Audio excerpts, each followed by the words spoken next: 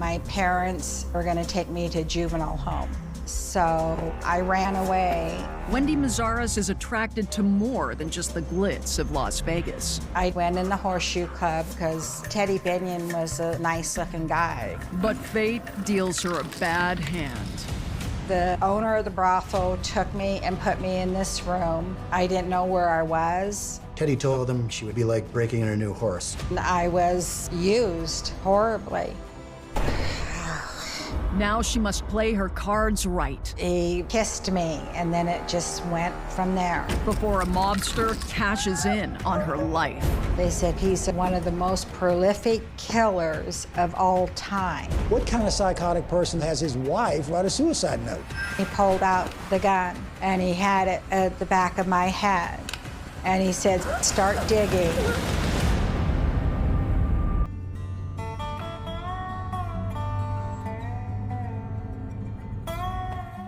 I've lived the life of a 200-year-old woman.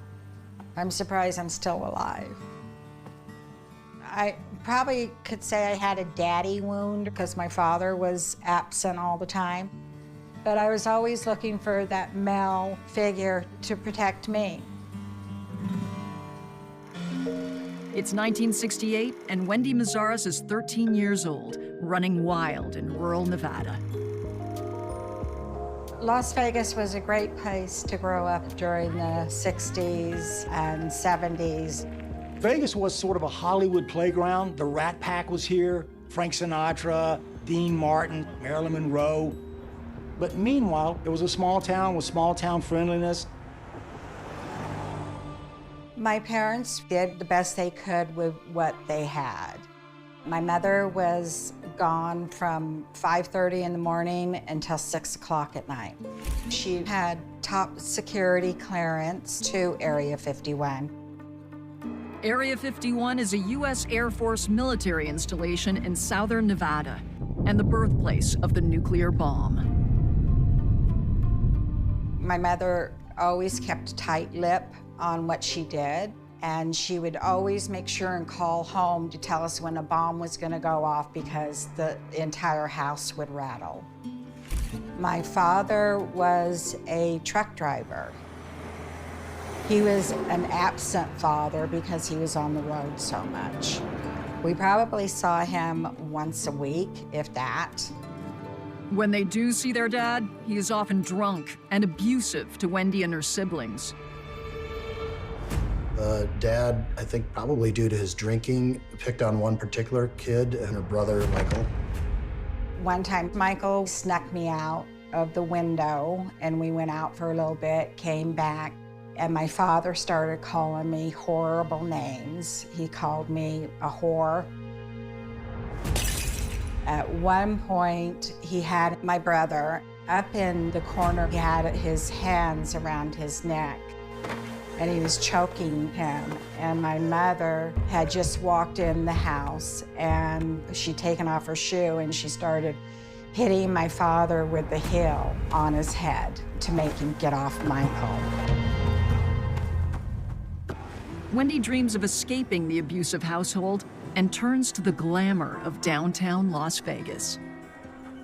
I was about 14 when we started taking the bus down to Fremont Street. Fremont Street was where the Horseshoe was, the Pioneer Saloon, and there was a Woolworth store at one of the corners where she and her friends would hang out. One day, we took a trip into Las Vegas. We went in the Horseshoe Club because Teddy Binion was a nice-looking guy. And he walked up to us and offered us some ice cream. He immediately had his arm around her waist. He obviously focused on her because she's very beautiful. She loved that attention and this sort of sense of respect that she felt she hadn't gotten anywhere before. Teddy is the 26-year-old son of Benny Binion, the owner of the Horseshoe Casino. Benny Binion was maybe the most famous at that time casino owner in all of Las Vegas. The Horseshoe was renowned for basically no-limit betting, and he took all bets. I was hanging out with Teddy till late in the evening. and eventually it led into a romantic time. Wendy is 15 at this point, but she looks much older, and soon her relationship with Teddy turns sexual. Thought I was an adult, and I thought I could do it on my own. And I would go home, and my parents would be very upset because it was way past curfew, and my parents had enough, and they were going to take me to juvenile home. I ran, and I called Teddy. Teddy hid me up in the casino. He started buying me nice clothes, jewelry, sent me to the beauty salon, and he started sitting me with gamblers, high rollers that would fly in. I would sit at the $1 million poker tournaments. It definitely made me feel that I was finally wanted.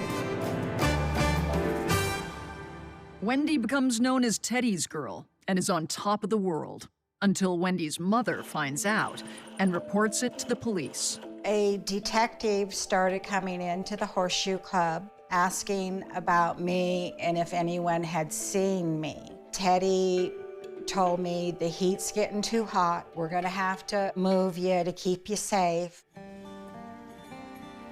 And so he introduced me to this good friend of theirs out of Texas. And he said, go with him for a couple weeks until the heat dies down. Before I left, Teddy says, oh, you'll love Texas. You'll ride some of his horses, drink some lemonade, and just kick back in the sun and enjoy yourself. And it wasn't at all what I expected. Teddy's friend takes her to a seedy Texas motel. He said, now you need to work.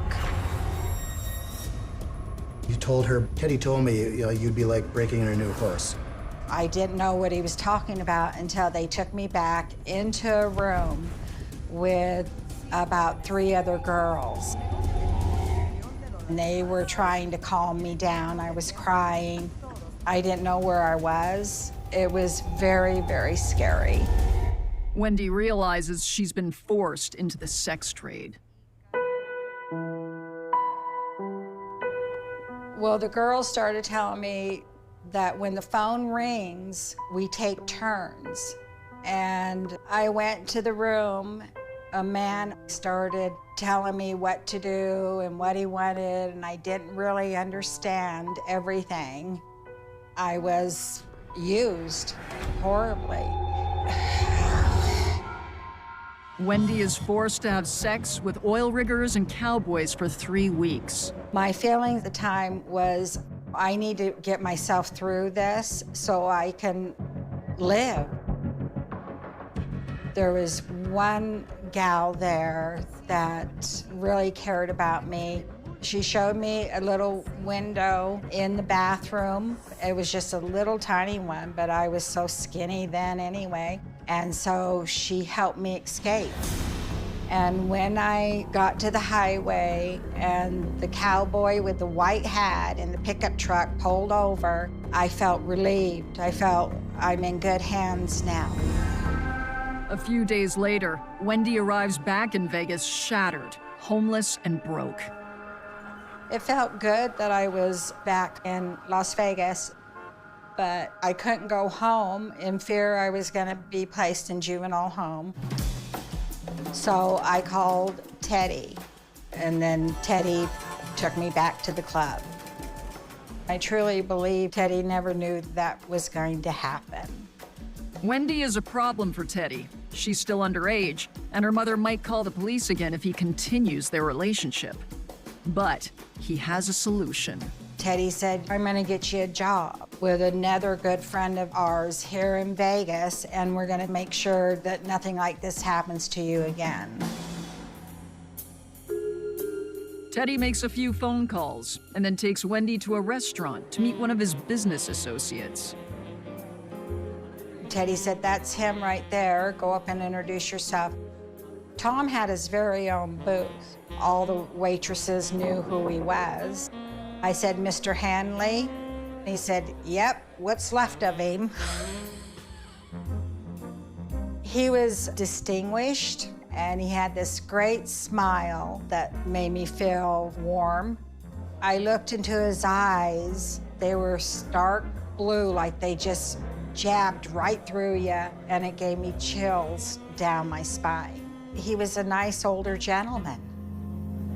Tom is the owner of an air conditioning company and also does work for the culinary union that represents Las Vegas workers. We sat down and talked a little bit. People in the restaurant treated him with utmost respect, and that impressed me. He started telling me he needed a receptionist to just answer the phone, no pressure, no nothing. So I said, I can do that, that's great. Could have been a little job, but it still made me feel good about myself.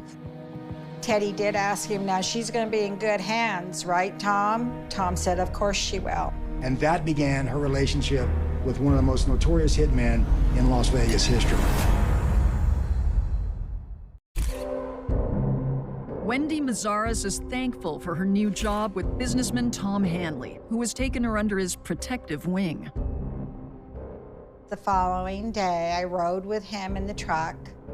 He took me to the business, and there was no one there. It was just Tom and I sat there and waited, but the phone never rang.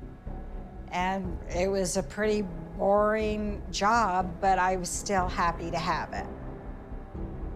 Tom seems pleased to have company. Only 3 months earlier, he lost his wife of 40 years to a suspicious overdose of sleeping pills. His 36-year-old son, Granby, lives nearby and works with Tom, who lives alone. Tom's house was an older home, but it was a nice home. The job comes with room and board, so Wendy moves in with her new boss. He made me feel comfortable. I thought he was a gentleman. I felt good inside. I felt good inside about the whole situation. I felt like Tom was definitely giving me a chance to straighten out my life. Wendy settles into a routine, far from the abuse she suffered at her parents' and in the Texas brothel. But before long, she learns the true nature of Tom's work and why the phone never rings. His air conditioning company is a cover for something far less cool. One day, Tom took me to a restaurant on Maryland Parkway, which everyone in Vegas knew the gangsters hung out. And when we left, I said, what are you doing in a restaurant like that? He says, I work for the mob. I was floored. I really didn't know what to say because one minute he has the air conditioning business and the next minute he's working for the mob. Tom Hanley's connection to the culinary union and to mobsters made him a powerful force in Las Vegas. A feared force, actually, more than respected. And suddenly it started making sense why Tony Spilotro would show up at our home. Tony Spilotro, people will know basically as Joe Pesci from the movie Casino. Go get my money or I'll put your brain to sleep.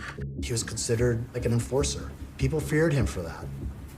Tom's son Granby works with Tony Spilotro in the infamous hole-in-the-wall gang, burglarizing jewelry stores. Granby was a heroin addict. He was just very unpredictable and scary.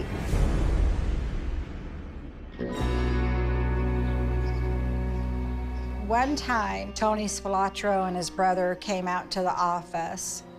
They wanted something from Tom. And Tom said, you want something? Here's something, you little. And he started shooting at Tony and his brother's feet and telling them to dance. And then they turned around and ran to their car, screaming at Tom, you crazy old man, you crazy old man. Wendy realizes that even violent mobsters are fearful of Tom. And while she is under his protection, no one will ever mess with her again.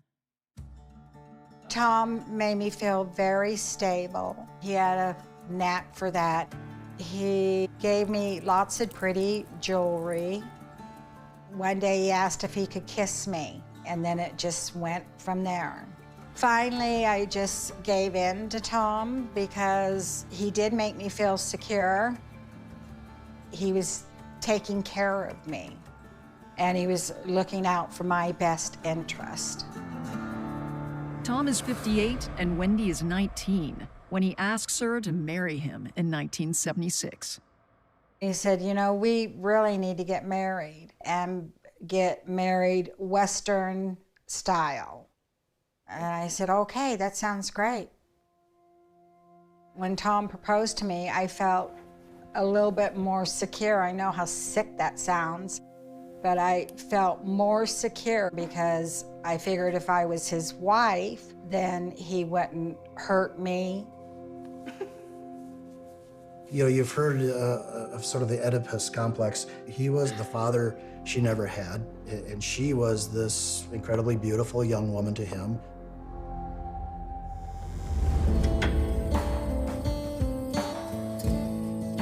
We went and got a marriage license down in Las Vegas. We went to a ranch in Colorado. Wendy is not on great terms with her family, and none of them are invited to the wedding. He had some clergymen come in, and I was dressed in a red square dancing outfit, and he was dressed in his Western attire. We said our vows, and we were married. It was nice.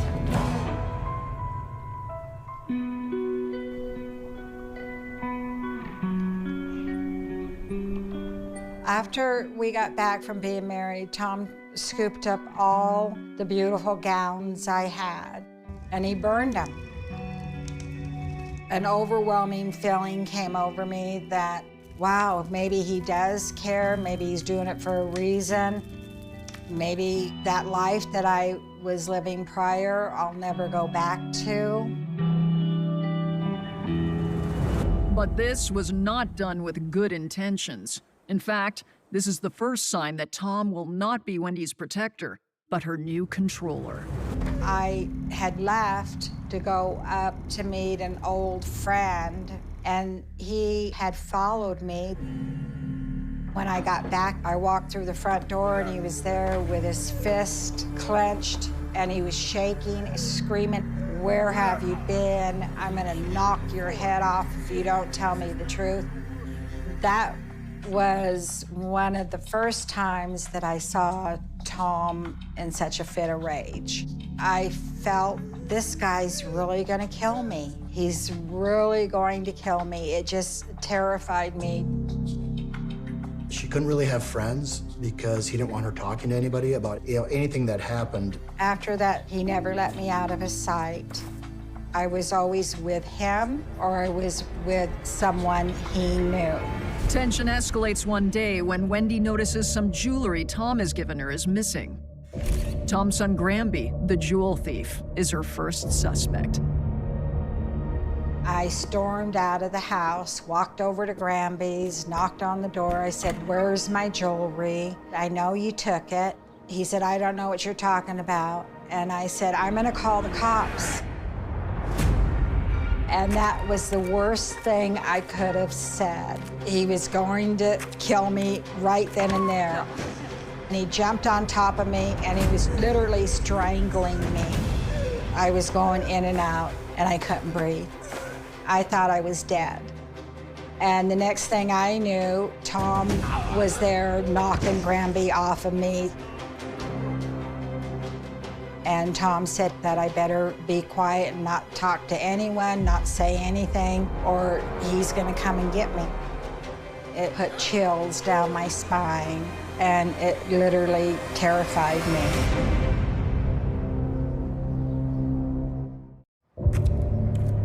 Wendy Mazzares' marriage to Las Vegas mobster Tom Hanley has become an exercise in survival. I felt more and more trapped. I felt like I was digging a deeper and deeper hole. And Wendy's ties to Tom are about to be made deeper. When I found out I was pregnant, I felt relieved again. If I'm pregnant, he's not gonna threaten to kill me anymore. Tom was very, very happy. that I was pregnant. He said, "Oh, you're gonna have a little gooser. I'm so happy for us." And it made me feel good that he felt good.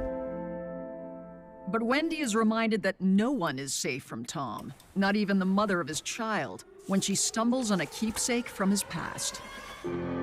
I was rearranging Tom's suits, and I found this note. It was his first wife's suicide note. Officially, Tom's first wife died from an overdose of sleeping pills. But does this note tell another story?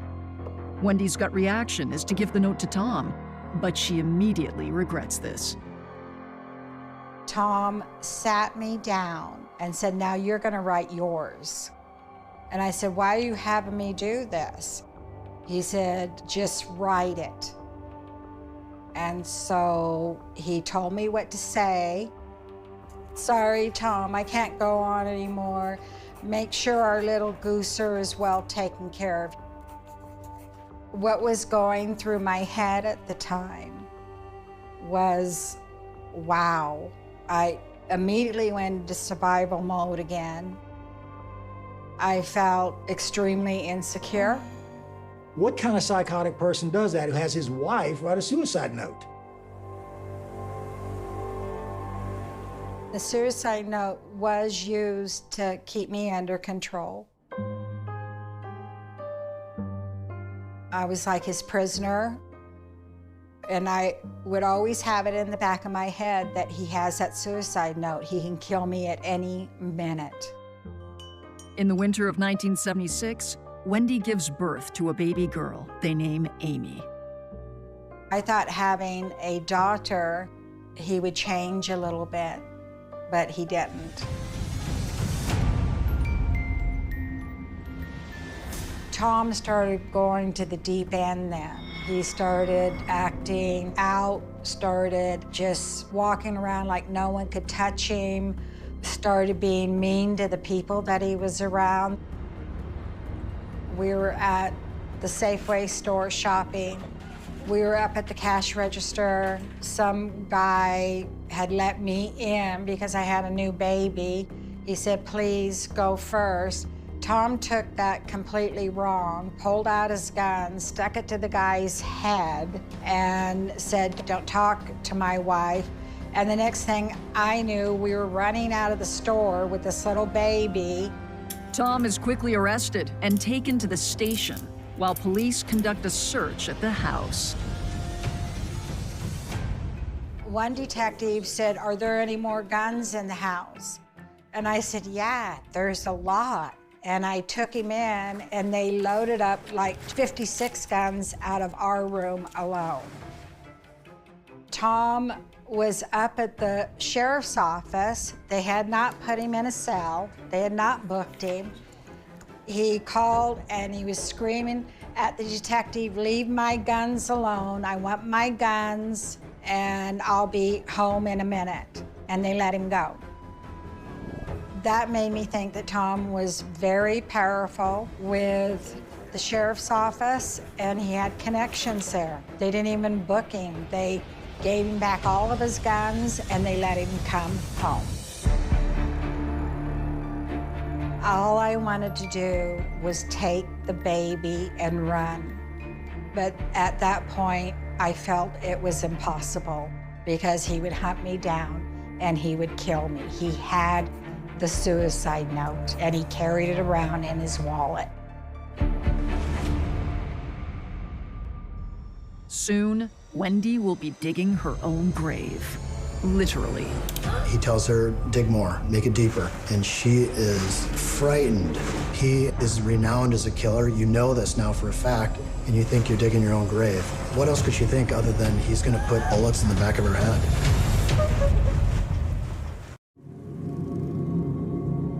Hitman Tom Hanley's powerful influence over the police and the mob turns his wife Wendy into a prisoner.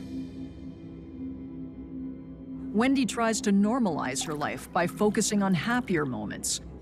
She relishes the times they spend with their close friends, Al and Barbara Bramlett. We went to Barbara's house and had dinner. I liked Al too. I thought he was nice. making sure my pregnancy went okay and always asking questions how I felt. He seemed like a pretty genuine gentleman. Al is the head of the culinary union, and its members are 25,000 strong. Al Bramlett was the top person for Culinary 226. It's the most powerful union in Las Vegas, representing casino workers. He also uses that position to exert enormous influence and power to enrich himself and also to inflict violence on people who didn't bow to his will. Al Bramlett also used Tom Hanley to threaten people who didn't unionize. It seemed to me that Tom really liked Al. He was one of his best friends of 36 years. In late February 1977, Tom comes home unusually late one night. He came in, gave me a big hug and said, "I love you." Then he walked to the laundry room, took off his clothes and put them in the washer. You could see little spits of blood on him. Then he pulled out this jewelry, and one was a tiger ring. Later on, we got a call from Al Bramlett's wife, Barbara. Barbara was asking Tom, "Have you seen Al? He didn't get off the plane." When the media learns Al Bramlett is missing, it's big news. We have checked with a number of persons who were closely associated with Mr. Bramlett. We have been unable to come up with any reason as to his disappearance. I saw it on the news that Al Bramlett didn't come home. At that point, I thought, tiger ring. That scared me right there. Could have Tom gone and hurt Al? Where was he gone for so long? I thought to myself, he couldn't have killed one of his best friends of 36 years. He couldn't have hurt him. What did he do? The following day when we woke up, there was a detective from the sheriff's department at the door and tipped off Tom. Tom leaves Wendy to deal with Las Vegas investigators by herself. I let them in. They sat in the front room, and we're looking for Al Bramlett. "Do you know where he's at?" And I said, "No, I don't. I'm at home here with my baby." And they said, "Do you know what in the hell you're living with?" And I said, "No." And he said, "Your husband is a killer." It was the detective that came over earlier in the day that told Tom what was going on. That moment, I didn't trust anyone. I couldn't trust the cops. I couldn't trust Tom. Who was I to trust? If police know about the thing that he's doing, and even they don't try to stop him, what are they gonna do for her? Just another example of how trapped she was in this whole nightmare.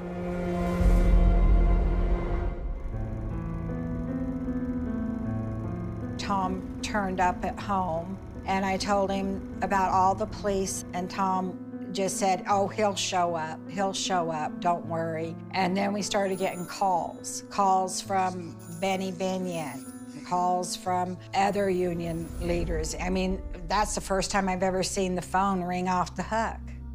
Over the next 2 weeks, the police question Tom multiple times, but he continues to deny any involvement. I thought they were protecting Tom. They're surely not asking him where Al Bramlett is. That's what kind of mindset I was in. Tom again leaves the city and he goes to Arizona. Tom's very worried. He told Wendy that she would have to leave the house and never come back. He had me so brainwashed.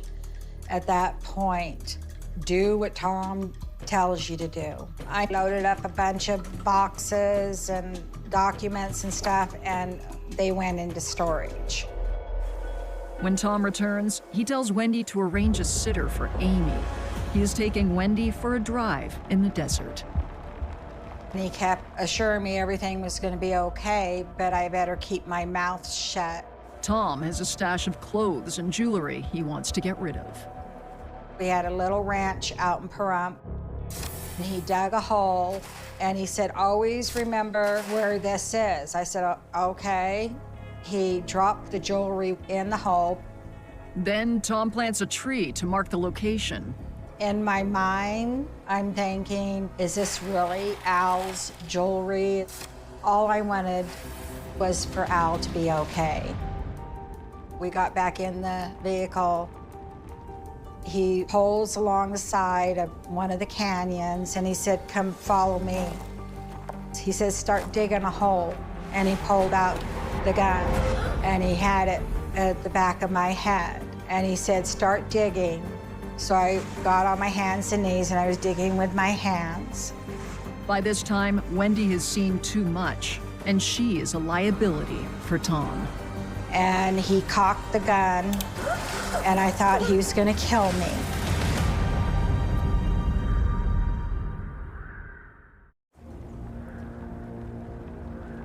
Tom Hanley is about to pull the trigger on his wife, Wendy Mazaris. I started begging him, please, let me be with our daughter. She needs a mother. She needs a father. Please let me be with my daughter. And he let me up. And he let me get back up and walk to the truck.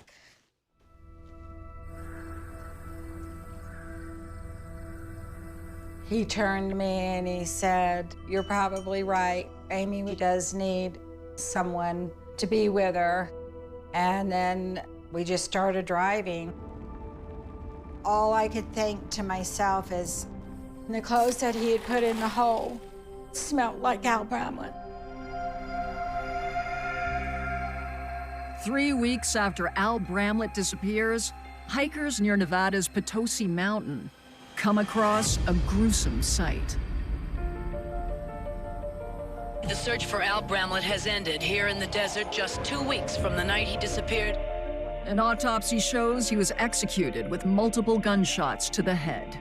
My heart sunk because I always in the back of my mind thought that Al was just gonna show up, that maybe they had him tied up somewhere or something and everything was gonna be okay, but it wasn't. He was gone. After the news breaks, police pay another visit to Wendy.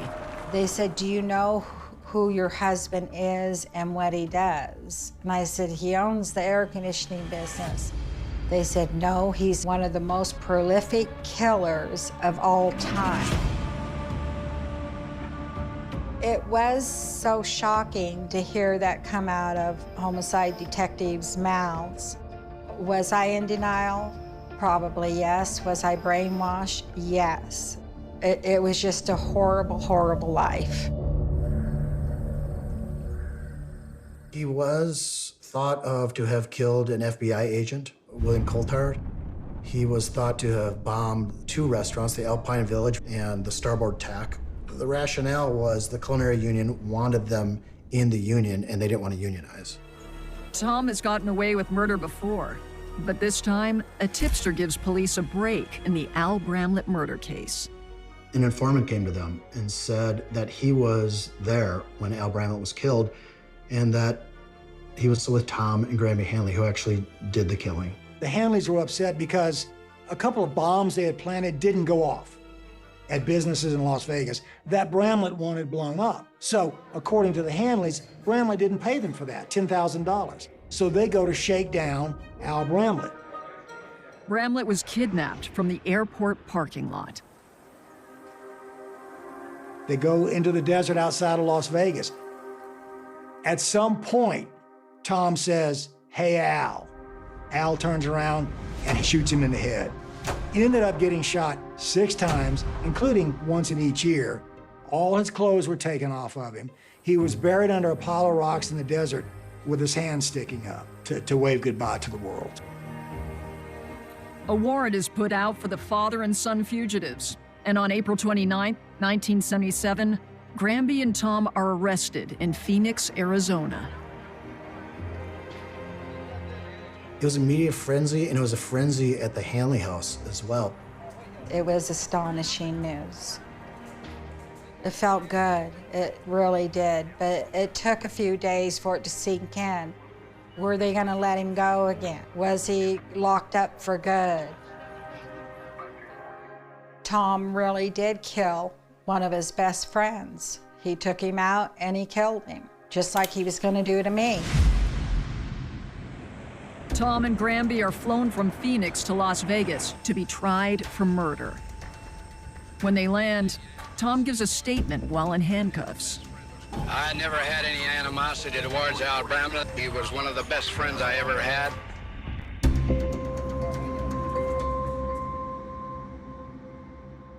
After Tom's arrest, a mobster friend convinces Wendy to tell him what she knows. I went out to the little ranch in Pahrump and I pointed to the tree that Tom had dug and buried. Underneath the tree, they find Al Bramlett's jewelry. And then everything just went crazy. A helicopter came down, all kinds of police came from everywhere. We were pulled over, and the homicide detective said, "You're under arrest, baby." I did not realize that he was an informant and working undercover with the police. I'm thinking, I didn't kill anyone, I didn't do anything. Wendy is charged with receiving stolen property and for murder. When you're charged with such a substantial charge like that, your whole life flashes ahead of you. And then on one day, workers in the jail stopped the elevator, and then they pulled Tom in there in the elevator with me. And then he started telling me, "Don't you say anything, everything's gonna be all right." So he had connections all the way inside the jail too. There was never any escape because the environment that I lived in with Tom, all of his problems came on me. That's what happens when you live with somebody like that. You get blamed too. How do I get rid of this guy? He's still gonna haunt me. He still knows people. He's gonna hurt me one way or another. I went to court and the charge was reduced to accessory to murder. And eventually the charge was dropped. I still had to do a year probation, but I felt a tremendous relief when they knew I didn't have anything to do with it. By early 1978, the trial creates a media circus, with Wendy trapped defending Tom for fear of reprisal. Do you think that Tom can get a fair trial here in Las Vegas? No, he can't. Why is that? Publicity. Have you, The publicity is destroying him.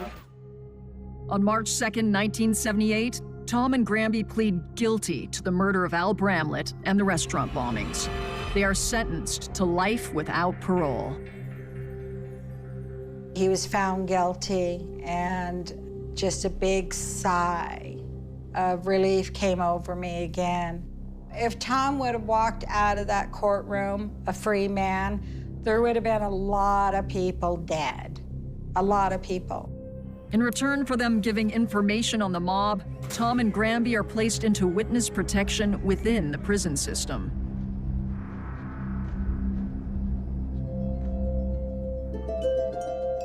I felt bad for our daughter, Amy.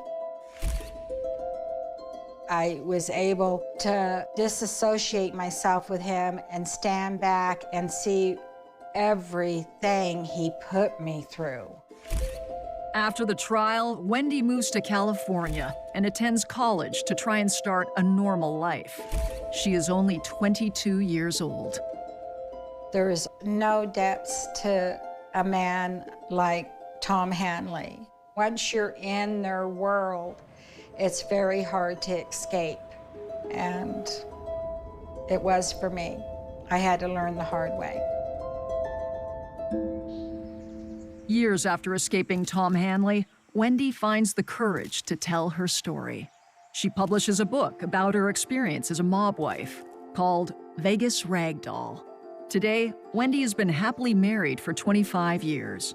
And unlike many men in her life, This one is special. She definitely had guardian angels, probably one on each shoulder. We're complete opposites, but he does love and he protects me. He's a true husband. Wendy's a very loving, strong person with convictions that will carry to the end. The door didn't look like it had been opened in years. Dust clung to the edges of the frame in thick, undisturbed layers, the kind that settle only when time itself seems to forget a place exists. The building stood silent on Railway Terrace, a forgotten shell in the small town of Snowtown, its windows dulled by grime and neglect. Nothing about it demanded attention. Nothing about it warned of what waited inside. And yet, something felt wrong. It wasn't the kind of wrong you could point to. Not a smell that drifted out into the street, not a noise that broke the stillness. It was quieter than that. It was the kind of wrong that lived beneath the surface, buried so deeply that only chance, or fate, could uncover it. When the key finally turned, it resisted at first, as though the lock itself had grown accustomed to being left alone. The metal scraped, stiff and reluctant, before giving way with a dull click. The door creaked open, inch by inch, revealing darkness that seemed thicker than it should have been. Not just the absence of light, but something heavier. Something that pressed outward, as if the room beyond had been holding its breath for years. The air inside was stale. Not immediately unbearable, but wrong in a way that settled slowly into the lungs. A faint, sour undertone lingered beneath the dust. The kind of smell that didn't announce itself loudly, but stayed with you, clinging to the back of your throat, refusing to be ignored. At first glance, the room looked empty. Just a wide, open space with concrete floors and bare walls, stripped of anything that might hint at its past purpose. But then the eyes adjusted. Barrels. They stood in a cluster toward the back of the room, large and industrial, their surfaces worn and discolored. There was nothing remarkable about them individually. No labels that stood out, no markings that screamed danger. Just containers. Silent. Still. Waiting. It would have been easy to dismiss them. To assume they were leftovers from whatever business had once occupied the building. Forgotten equipment in a forgotten place. But something about their presence felt deliberate. Too orderly. Too contained. The first barrel was opened without ceremony. There was no dramatic pause. No sense, in that exact moment, that history was about to shift. Just the simple, routine act of lifting a lid. And then everything changed. What lay inside was not immediately clear. The contents had been altered, distorted by time and chemical decay. Shapes that should have been familiar were no longer easily recognized. The surface shifted slightly, thick and unnatural, as though the boundary between solid and liquid had long since blurred. But the truth doesn't stay hidden forever. It reveals itself in fragments. In details the mind tries to reject before finally accepting them. A curve that resembles bone. A texture that shouldn't exist. A realization that arrives not all at once, but in waves, each one more undeniable than the last. This was not storage. This was not abandonment. This was something else entirely. By the time the second barrel was opened, the air in the room had changed. Not physically, not in any measurable way, but in the way it felt. Heavier. Charged. As if the space itself understood that its secret was no longer safe. There were more barrels. 8 in total. Each one holding a piece of a story that had been buried, hidden in plain sight for years in a town where everyone believed they knew each other. A town where nothing like this was supposed to happen. But it had. And worse than that, it had gone unnoticed. For years. The discovery in that abandoned bank vault in Snowtown would come to define one of the most disturbing criminal cases in Australian history. Not just because of what was found, but because of what it revealed. The violence. The cruelty. The sheer, methodical nature of it all. This wasn't a single act of rage. It wasn't a moment of madness. It was something built over time. Carefully. Quietly. Patiently. The barrels were only the ending. Or rather, the point where the ending finally became visible. Because long before those lids were ever lifted, long before the bodies were hidden away in that silent room, there were lives being drawn together by forces that would eventually destroy them. There were choices made in dimly lit living rooms, conversations that seemed ordinary on the surface but carried something darker underneath. There were small shifts, almost invisible at first, that slowly pulled people into an orbit they wouldn't escape. And at the center of it all was a man who didn't look like a monster. He didn't need to. Monsters, the real kind, rarely do. He blended in. He spoke like everyone else. He laughed at the same things, shared the same spaces, moved through the same streets without drawing attention. If you passed him on the sidewalk, you wouldn't remember his face 5 minutes later. There was nothing about him that demanded a second look. And that was precisely what made him so dangerous. Because while the town went about its days, while neighbors exchanged greetings and routines remained unchanged, something else was taking shape beneath the surface. Something that thrived in silence and secrecy. It didn't begin with barrels. It didn't even begin with murder. It began with ideas. With beliefs that twisted and hardened over time, fed by resentment and a need for control. It began with the quiet conviction that some people didn't belong. That some lives were worth less than others. That judgment could be passed not in a courtroom, but in a living room, behind closed doors, by someone who believed himself justified. And once those ideas took hold, everything else followed. The manipulation came first. Subtle at the beginning. Almost unnoticeable. A suggestion here, a planted doubt there. A way of reshaping how others saw the world, one conversation at a time. It didn't happen overnight. It didn't need to. The most effective influence is the kind that feels natural, the kind that slips in quietly until it no longer feels like influence at all. People trusted him. Or at least, they didn't question him. And that was enough. Because once trust is established, once the barriers that protect us begin to lower, it becomes easier to guide, to steer, to reshape. What starts as agreement turns into dependence. What begins as conversation turns into obedience. By the time the line is crossed, it no longer feels like a line at all. It feels inevitable. And that's how something like this begins. Not with a single act, but with a process. A slow descent. A series of steps so gradual that no one notices how far they've gone until there's no way back. Some of the victims never saw it coming. Others might have sensed something was off, a flicker of unease they couldn't quite explain. But unease is easy to ignore, especially when it comes wrapped in familiarity. When it comes from someone you know. Someone who smiles, who speaks calmly, who doesn't raise alarms in the way we expect danger to. That's the illusion. That danger announces itself. That it wears a recognizable face. But in Snowtown, danger lived in ordinary places. In quiet homes. In everyday conversations. And by the time the truth surfaced, it had already taken 12 lives. 12 stories, each one ending in a way no one should ever have to imagine. The barrels were opened. The evidence was undeniable. The world, once it learned of what had been hidden in that abandoned building, reacted with shock, with horror, with the kind of disbelief that comes when reality proves darker than fiction. But for those directly connected to the case, for the families who would soon learn what had happened to their loved ones, there was no distance. No abstraction. Only the weight of truth.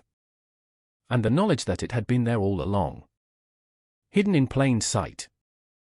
Waiting to be discovered. This is not just a story about what was found in those barrels. It's about how it got there. About the lives that intersected in ways no one could have predicted, about the choices that led, step by step, to something irreversible.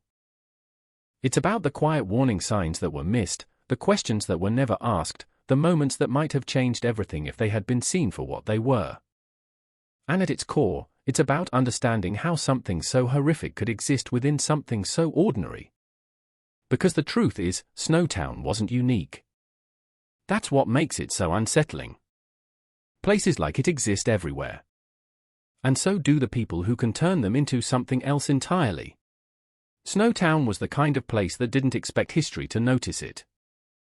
A narrow stretch of road cut through flat land that seemed to run endlessly toward the horizon, fields broken only by scattered fences and the occasional farmhouse leaning slightly under the weight of years and wind. The town itself was small enough that most people could recognize each other by sight, even if they didn't know names. A post office, a few modest shops, a hotel that had seen better days, and long, quiet streets where time moved at a pace that felt almost detached from the rest of the world. Mornings arrived without urgency. The sun climbed slowly, casting pale light across corrugated rooftops and gravel driveways.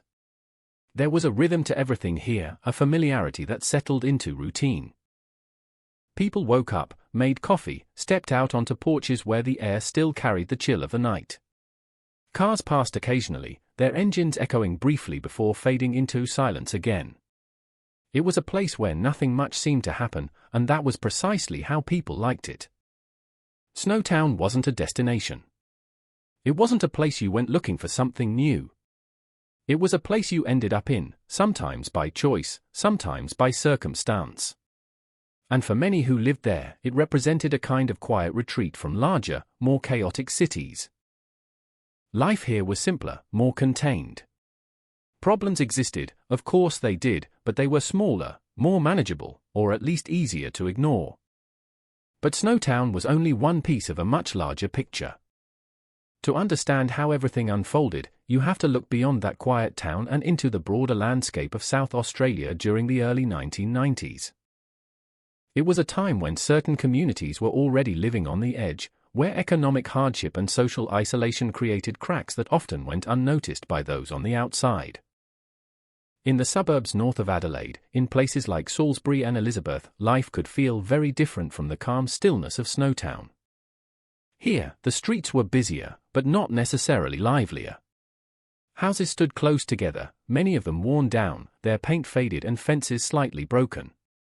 There was a sense of transience, of people coming and going, of lives that didn't always settle into stability. Jobs were harder to find. Money was tight. And in that environment, small tensions had a way of growing quietly beneath the surface.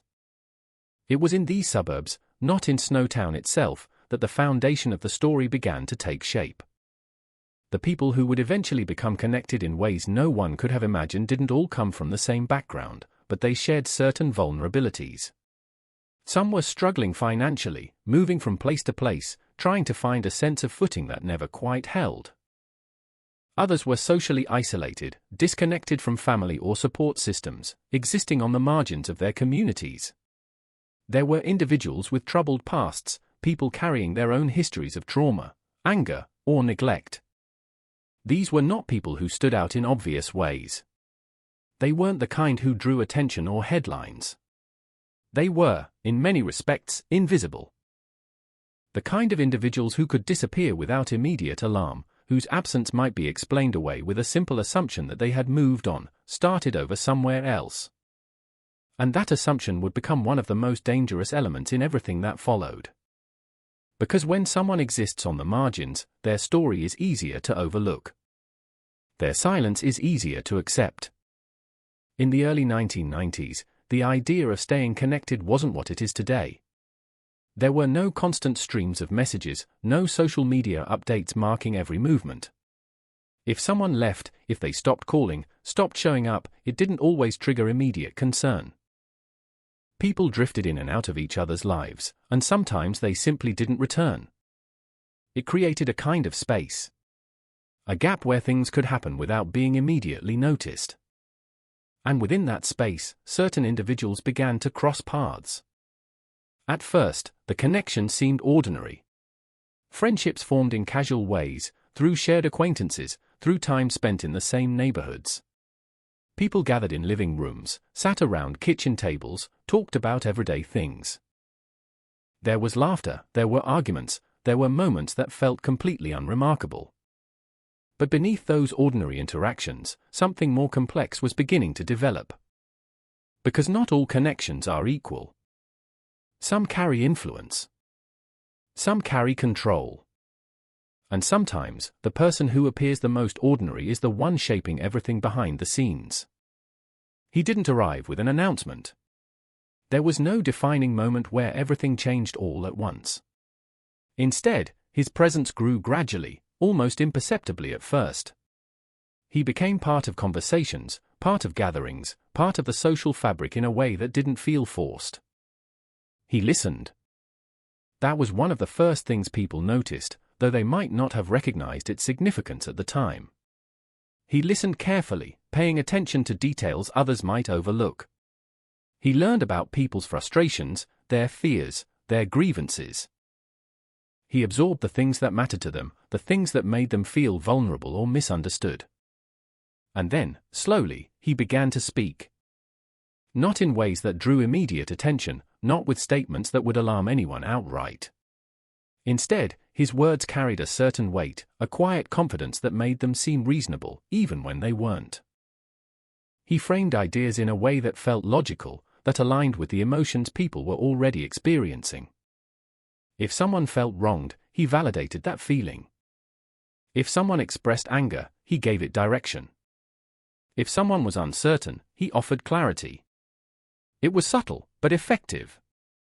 Because influence doesn't always come from force. Often, it comes from understanding exactly what someone needs to hear. And once that connection is established, once trust begins to form, it becomes easier to guide. Easier to reshape perspectives. Easier to introduce ideas that might not have been accepted otherwise. Over time, the dynamic shifted. What began as casual conversation started to take on a different tone. Discussions became more focused, more intense. Certain topics came up repeatedly, framed in ways that encouraged agreement, that reinforced a shared sense of belief. It wasn't just about opinions anymore. It was about identity. About who belonged and who didn't. About what was acceptable and what wasn't. These ideas didn't appear fully formed. They developed gradually, shaped by repetition and reinforcement. Each conversation added another layer, another piece that made the overall structure stronger, more difficult to question. And as those ideas took hold, the group itself began to change. There was a growing sense of unity, but it wasn't the kind that comes from mutual support or understanding. It was something more rigid, more defined by boundaries. There was an us and a them, a clear distinction that separated those within the circle from those outside of it. That kind of thinking creates its own momentum. Because once people start to see the world in those terms, it becomes easier to justify actions that would otherwise seem unthinkable. It becomes easier to dehumanize. To rationalize. To act. But at this stage, nothing had happened yet that would draw attention from the outside world. There were no visible signs of what was coming. No reports, no investigations, no reason for anyone beyond that immediate circle to suspect that anything was wrong. Life continued as it always had. People went to work, or searched for work. They spent time with family, with friends. They moved through their routines, unaware of how close they were to something that would eventually shatter the illusion of normalcy. And that's what made it possible. The contrast between appearance and reality.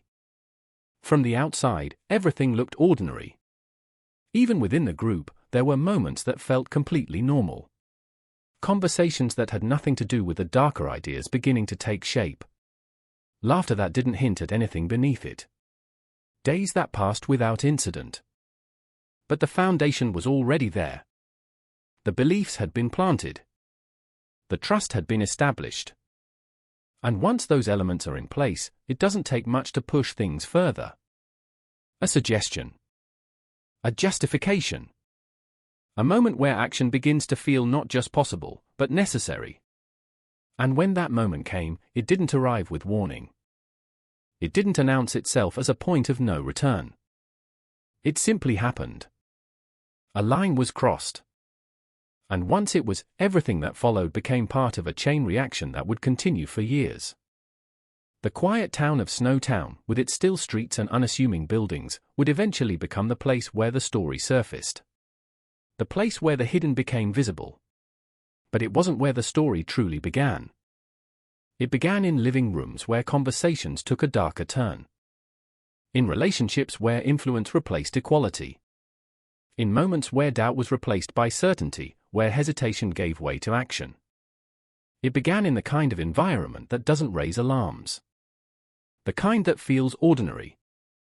Safe, even. Until it isn't.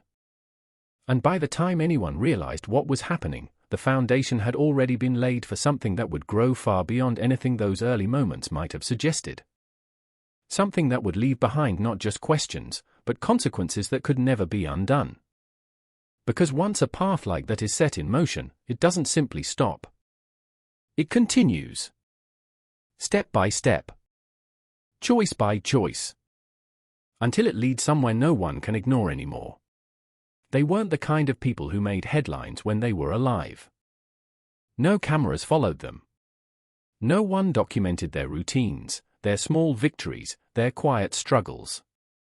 Their lives unfolded in the background, in places most people never think twice about: modest homes, worn-out neighborhoods, streets where familiarity replaced curiosity. If you passed them in a grocery store, you might have noticed them for a second, then forgotten them just as quickly. But that doesn't mean their lives were small. Each of them carried a story, shaped by years of experiences that mattered deeply to someone, somewhere. Families, even if fractured. Friendships, even if inconsistent. Hopes that may have dimmed over time, but never fully disappeared. They were people navigating a world that hadn't always been kind to them, doing the best they could with what they had. Some had known hardship for most of their lives. Financial instability that forced constant movement from one place to another. Jobs that came and went, never quite enough to build something stable. There were nights spent wondering how to make ends meet, mornings that began with the weight of uncertainty pressing down before the day had even started. Others carried emotional burdens that weren't visible on the surface. Histories of neglect, of broken relationships, of trust that had been given too freely and shattered too easily. The kind of pain that doesn't always show itself openly, but lingers in the way someone speaks, in the way they hesitate before letting others get too close. And then there were those who simply existed on the edges. People who didn't quite fit into the structures society tends to favor. They might have been seen as different, misunderstood, or simply overlooked. Not because they lacked value, but because the systems around them weren't built to support them in the ways they needed. Over time, that kind of marginalization creates distance. It makes people easier to ignore, easier to forget. That distance would become a defining factor in what happened to them. Because when someone lives on the margins, their absence doesn't always create immediate ripples. There isn't always someone checking in every day, noticing when routines change, when calls go unanswered. Sometimes, silence can stretch longer than it should before anyone realizes something is wrong. But before there was silence, there were moments. Moments that, in hindsight, feel unbearably ordinary. A conversation in a kitchen, where someone laughed at something that wasn't particularly funny, just to fill the space. A cigarette shared outside on a quiet evening, the glow of the ember briefly illuminating faces in the dark. A promise made casually, without any sense that it might be the last time those words would ever be spoken. There were relationships, too. Complicated ones, in many cases. Bonds that weren't always healthy, but still held meaning. People who relied on each other, sometimes out of genuine care, sometimes out of necessity. It's rarely as simple as labeling something good or bad when you're inside it. Human connections are messy, layered, full of contradictions. Some of the victims knew each other. Others were connected more loosely, through shared circles, mutual acquaintances, or simply by being part of the same fragile social environment. It created a web of interactions that didn't look unusual from the outside. Just people living their lives, intersecting in ways that felt natural for their circumstances. And within that web, trust existed. Not always deep or unwavering, but enough. Enough to open doors. Enough to accept invitations, Enough to believe that the people around you, even if flawed, even if imperfect, were not a threat to your life. That's the thing about trust. It doesn't require perfection. It doesn't demand that someone be entirely good. It just requires the absence of immediate danger. The belief, however small, that you are safe. For many of the victims, that belief was shaped by necessity. When your world is limited, when your options are constrained, you learn to work with what you have. You form connections where you can.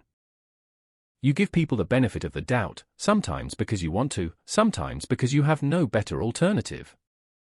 And so, they let people in. Into their homes. Into their routines. Into their lives. There were individuals who had already experienced betrayal in different forms. People who had learned, through painful experience, that trust could be dangerous. And yet, even they couldn't have anticipated what was coming. Because what awaited them wasn't just betrayal. It was something far more deliberate. Far more calculated. Take a moment to imagine the last normal day in someone's life, without knowing it's the last. There's nothing remarkable about it. The sun rises as it always does. The air carries the same familiar scents, the same background noises. Maybe there's a plan for later, something small, something routine. Maybe there isn't. Maybe it's just another day to get through. They wake up, go through the motions. Brush their teeth, make a drink, step outside. The world doesn't feel any different. There are no signs, no warnings written into the fabric of the day. Nothing that suggests this ordinary stretch of hours will lead somewhere irreversible. That's what makes it so unsettling. The absence of foreshadowing. The way life can continue as usual right up until the moment it doesn't. Some of the victims were vulnerable in ways that made them easier targets. Not because they were weak, but because their circumstances placed them in positions where they had to rely on others more than most. Financial dependence, emotional dependence, social isolation, these are not character flaws. They are conditions that shape behavior, that influence decisions. And in the wrong hands, they can be exploited. Others were simply in the wrong place at the wrong time, connected by threads they might not have fully understood. A friend of a friend. A familiar face in a familiar space. Someone who happened to cross paths with the wrong person at the wrong moment. It's easy, from a distance, to look for patterns that make everything seem predictable. To believe that there were clear signs, clear distinctions between those who were safe and those who were at risk. But reality is rarely that clean. Danger doesn't always follow obvious rules. It doesn't always target in ways that make sense. Sometimes, it moves quietly through the spaces people assume are safe. There were families who would later look back on their last interactions, searching for meaning in every detail. Replaying conversations, wondering if there was something they missed. A tone of voice that sounded slightly off. A hesitation that didn't seem important at the time. A decision that, if made differently, might have changed everything. But hindsight is a cruel lens.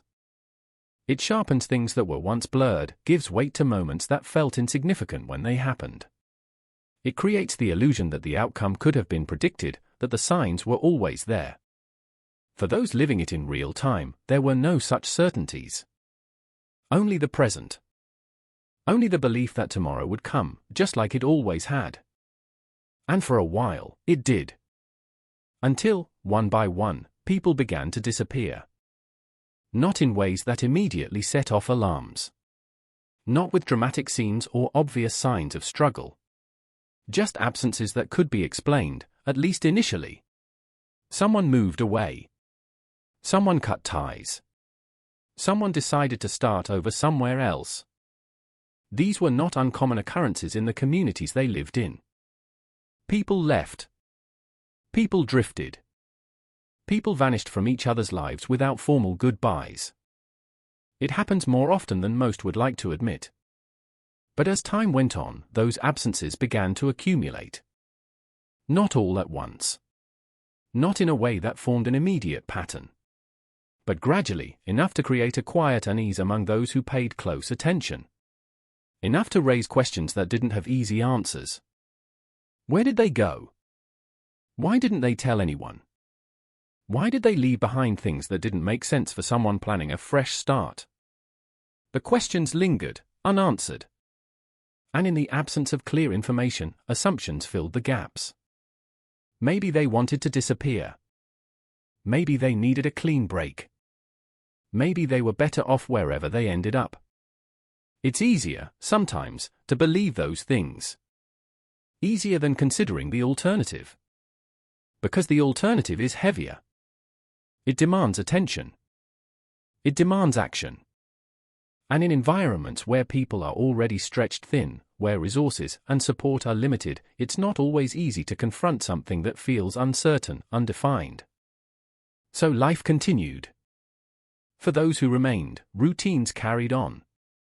Days passed. Conversation shifted to other topics. The missing became a quiet memory, something acknowledged but not fully understood. Until the truth began to surface. And when it did, it reframed everything. Every absence. Every unanswered question. Every moment that once seemed ordinary. The victims of what would later be known as one of the most disturbing cases in the country were not just names on a list, not just numbers used to quantify the scale of the crime. They were individuals whose lives intersected in ways that made them vulnerable to something they could not have anticipated. Their stories didn't begin with violence. They began with the same things that define most lives. Connection. Struggle. Hope, in whatever form it took. And it's important to remember that. Because when a story becomes defined by its ending, it's easy to lose sight of everything that came before. To see the victims only through the lens of what happened to them, rather than who they were. But they were more than that. They were people who laughed, who argued, who made decisions both good and bad. People who navigated a complicated world with the tools they had available. People who, like anyone else, expected to wake up the next day and continue their lives. That expectation was taken from them. Not in a moment of randomness, but through a series of choices made by others. Choices that would only become fully visible later. When the silence could no longer be explained away. When the absence demanded to be understood. When the truth, no matter how deeply buried, refused to stay hidden any longer. It didn't begin with chaos. There was no sudden eruption, no single night where everything shattered at once. The violence that would eventually define this case emerged slowly, almost methodically, like something being assembled piece by piece behind closed doors. If you had stepped into one of those houses in the early days, you might not have noticed anything immediately wrong. The furniture would have looked ordinary, the conversations familiar, the people gathered there unremarkable at first glance. But the atmosphere would have felt off. Not in a way you could easily explain, not something you could point to and say, there, that's it. It was more subtle than that. A tension that lingered beneath the surface, threading its way through interactions, hiding in pauses that lasted just a little too long, in glances that carried more weight than they should have. It started with control.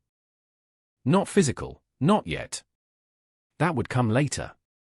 At first, it was about shaping the environment, setting the tone, defining what was acceptable and what wasn't. Conversations took on a sharper edge. Certain topics were introduced repeatedly, framed in ways that encouraged agreement, that nudged people toward a shared way of thinking. Doubt began to shrink. Certainty took its place. And with certainty came justification. The first time a line was crossed, it didn't feel like a dramatic moment. There was no clear marker, no undeniable shift that everyone recognized in real time. It happened within a context that had already been carefully constructed, a situation where the idea of harm had been normalized just enough to make action possible. The victim was not a stranger. That's important. Because proximity changes everything. It lowers defenses, creates opportunities, blurs the boundaries between safe and unsafe. When harm comes from someone you know, someone who has shared space with you, who has spoken to you in calm, familiar tones, it doesn't arrive in the way people expect danger to look. It arrives quietly, disguised as something else. A conversation that turns confrontational. A question that feels more like an accusation. A shift in body language that signals something has changed, even if the mind hasn't caught up yet. There may have been confusion in those early moments. A sense that things were escalating in a way that didn't quite make sense. That whatever was happening had gone too far, too quickly. But by then, the control had already shifted. Once the dynamic changes, once one person, or a group, takes full control of a situation, the options available to the victim narrow rapidly. What might have been avoidable minutes earlier becomes impossible to escape. The violence, when it came, was not impulsive. It was deliberate. There was an element of performance to it, a need not just to harm, but to dominate, to assert power in a way that went beyond the act itself. The methods used were not quick, not efficient in the way someone might expect if the goal was simply to kill. They were prolonged. Painfully so. Time stretched in those moments, each second carrying a weight that felt heavier than it should. The room, once just a space, became something else entirely. A place where control was absolute, where the usual rules no longer applied. And within that space, the victim was no longer seen as a person in the way they once had been. That transformation is key. Because to inflict that level of cruelty, something has to shift in perception. The victim becomes an object, a target, a symbol of whatever belief or justification has been built up over time. Their humanity is stripped away, piece by piece, until what remains is something the perpetrators feel they can act upon without hesitation. The others in the room, because there were others, were not all the same. Some were active participants, their actions aligning fully with what was happening, their movements deliberate, their expressions focused. Others were more hesitant, their involvement shaped by a combination of fear, influence, and a gradual erosion of their own moral boundaries. But they stayed. That's what matters. They didn't leave. They didn't stop it. And in staying, in allowing it to continue, they became part of it, whether they fully understood that in the moment or not. There's a psychological shift that happens when people are exposed to violence in a controlled environment like this, especially when it's framed as justified. The first act is always the hardest, the most difficult to reconcile. But once it happens, once that barrier is broken, the next becomes easier. Not easy, but easier. Because the mind begins to adapt, to rationalize, to find ways to make sense of what it has already accepted. And that's how something like this grows. The first victim did not mark an ending. It marked a beginning. Afterward, there would have been a period of adjustment. A moment where reality settled in, where the weight of what had been done had to be processed, one way or another. For some, that might have meant pushing the memory aside, burying it beneath layers of denial or justification. For others, it might have meant leaning into it, accepting it as part of a new normal. The body had to be dealt with. That, too, was not chaotic. It was handled with a level of practicality that suggests forethought, or at the very least, a willingness to adapt quickly. The act of disposing of a body is not simple, not something that can be done without effort or risk. It requires decisions, actions, a sequence of steps that must be followed carefully. And in those steps, there is a kind of finality. A point where the act moves from something contained within a single moment to something that extends beyond it, something that leaves a trace in the physical world, even if that trace is meant to be hidden. The methods used were not clean. They were not designed to preserve dignity or minimize damage. They were designed to conceal, to erase, to make what had happened as difficult to uncover as possible. And for a time, they succeeded. Because after the first, there was a second. And then another. Each one following a similar pattern, though not identical. There were variations, shifts in method, adjustments based on what had been learned from previous acts. But the core remained the same.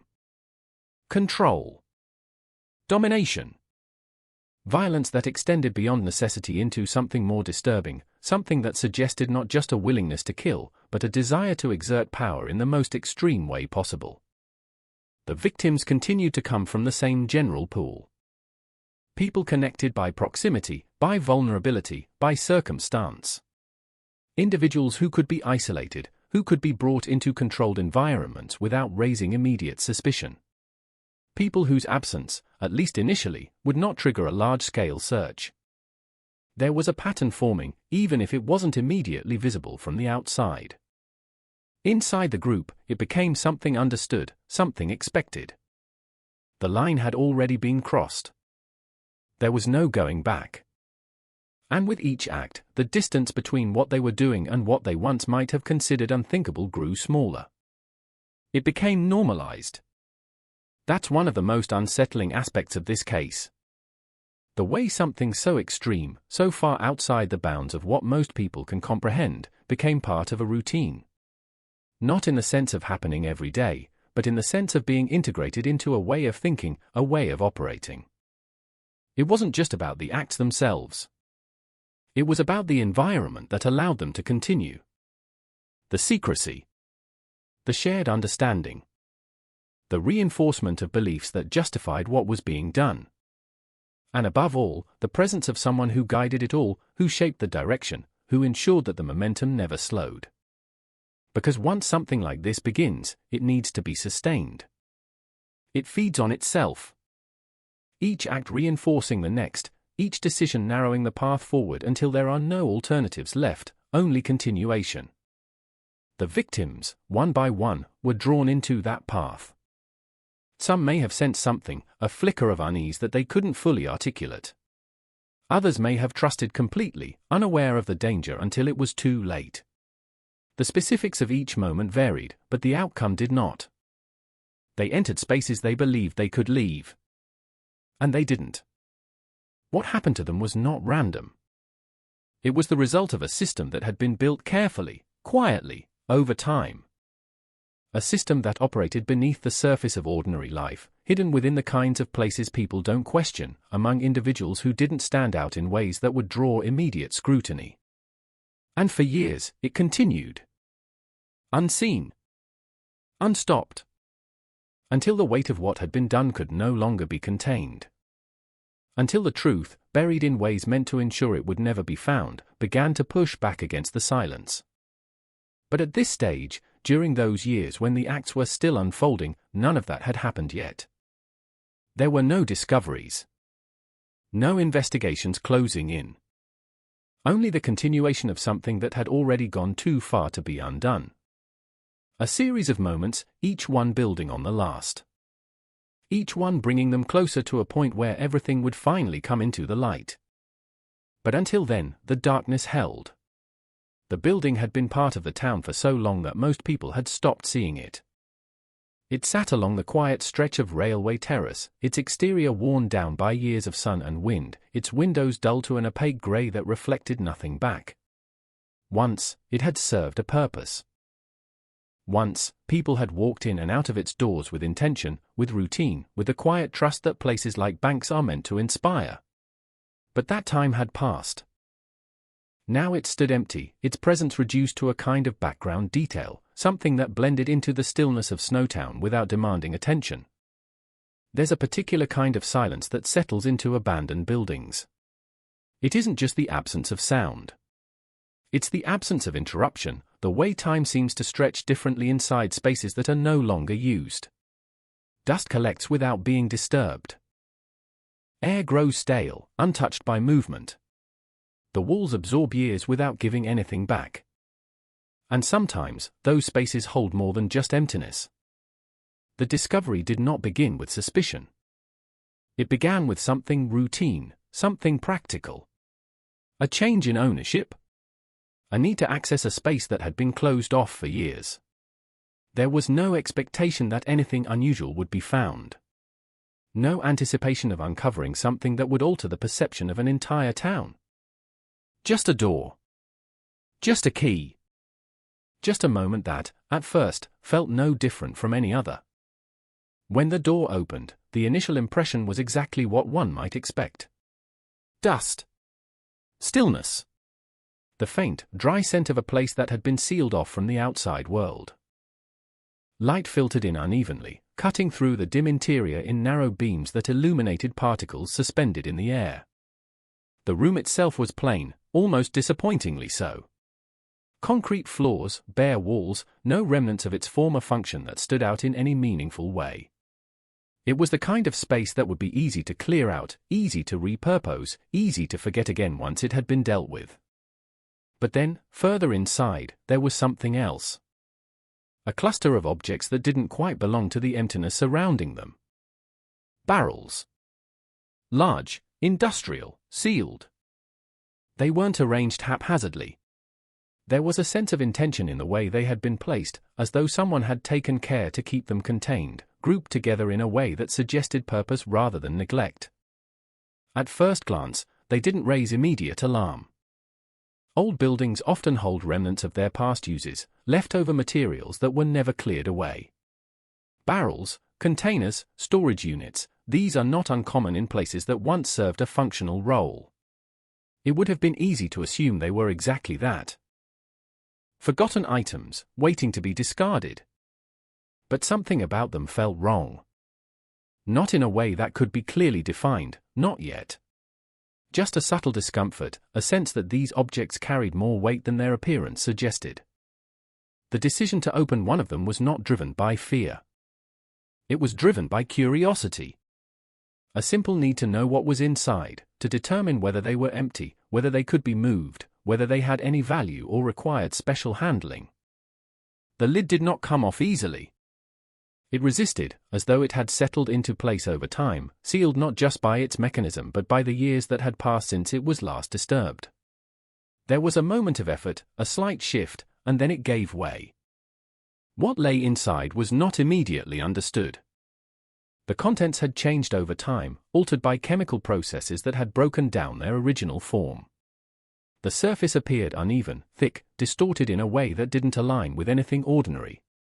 It wasn't liquid in the way one might expect. It wasn't solid either. It existed somewhere in between, a state that made it difficult to identify at a glance. There was a pause. A moment where the mind tried to categorize what it was seeing, to match it with something familiar, something explainable. And then, slowly, recognition began to form. Not all at once. Not in a single, clear realization. But in fragments. A shape that didn't belong. A texture that suggested something organic. A detail that refused to fit into any harmless explanation. And with each fragment, the truth became harder to deny. This was not storage. This was not something left behind by accident. This was something hidden. Something deliberately concealed. The air in the room seemed to change in that moment, though nothing physically shifted. The same stale scent lingered, the same stillness remained, but the perception of the space was no longer neutral. It had transformed, instantly and completely, into something else. Something heavy. Something wrong. The second barrel confirmed it. By the time it was opened, there was already an understanding that whatever was inside would not be ordinary. The hesitation was there now, the awareness that this was no longer a routine task, no longer a simple matter of clearing out an abandoned space. And yet, it had to be done. The lid came off. And with it, any remaining doubt disappeared. There were more barrels. 8 in total. Each one sealed. Each one holding the same kind of secret. The realization did not come with dramatic reaction at first. Shock has a way of slowing things down, of creating a kind of distance between what is seen and what is felt.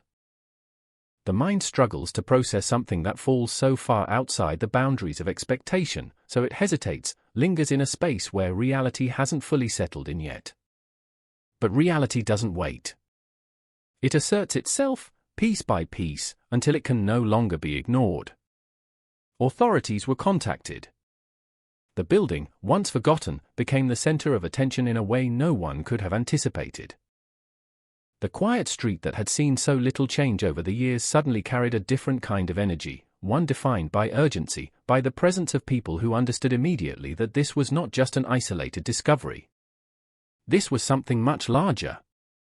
The initial examination confirmed what had already been suspected. Human remains. Not one. Not two. But multiple. The barrels had not been used randomly. They were part of a system, a method of concealment that had allowed something horrific to remain hidden in plain sight for years. The location itself was not where the acts had taken place. That became clear quickly. There were no signs of struggle within the building, no evidence that the violence had occurred there. This was a storage site. A final destination for something that had happened elsewhere. And that realization opened up a far more unsettling question.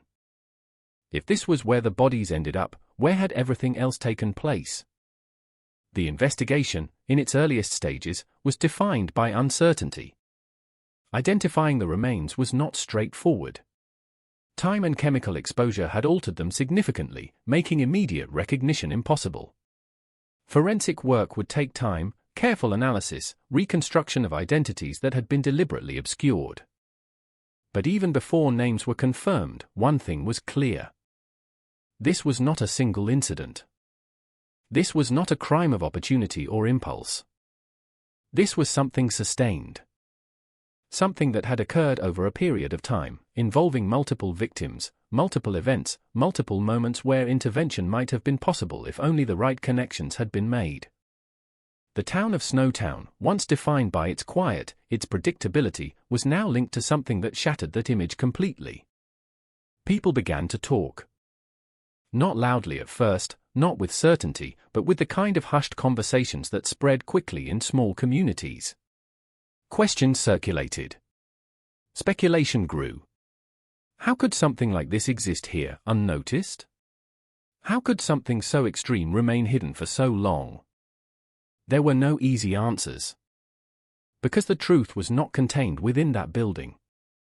The barrels were only evidence.